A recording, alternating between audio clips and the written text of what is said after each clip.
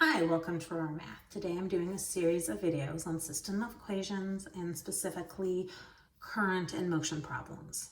Okay, a motorboat makes the 24-mile upstream trip on a river against the current in 3 hours. It takes 2 hours to return with the current. Find the speed of the boat in still water and the speed of the current. Okay, so when it goes upstream against the current slows the boat down. So the current is taking away from the speed of the boat. This is a typical or traditional distance equals rate times time problem. And in both cases, the distance the boat is going is 24 miles. We're looking for the rate of both the boat and the current. So when it's going upstream, the rate of the boat is being decreased by the current.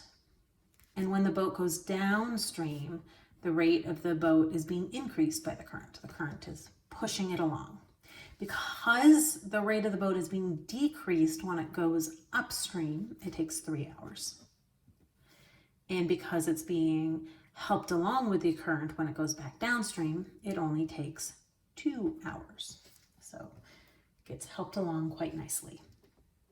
So this is our basic setup, 2 equations, 2 variables.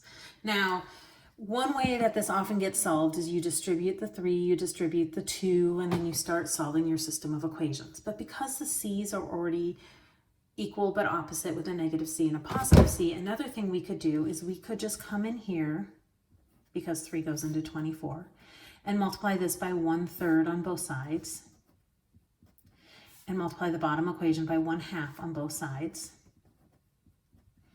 And we end up with 8 equals r minus c, and 12 equals r plus c. And now if we just add down, we get 20 equals 2r.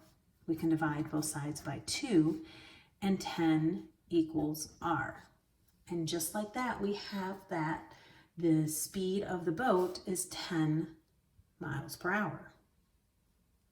We can then come back to the first equation and say 24 equals 10 minus c times 3. 8 equals 10 minus c. Negative 2 equals negative c, or 2 equals c. We can test it out. Is 24 really equal to 10 plus 2 times 2? Well, 12 times 2 is 24, so yes.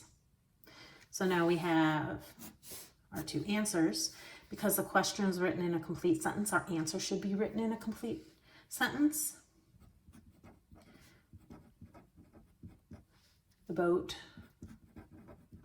travels 10 miles per hour in still water.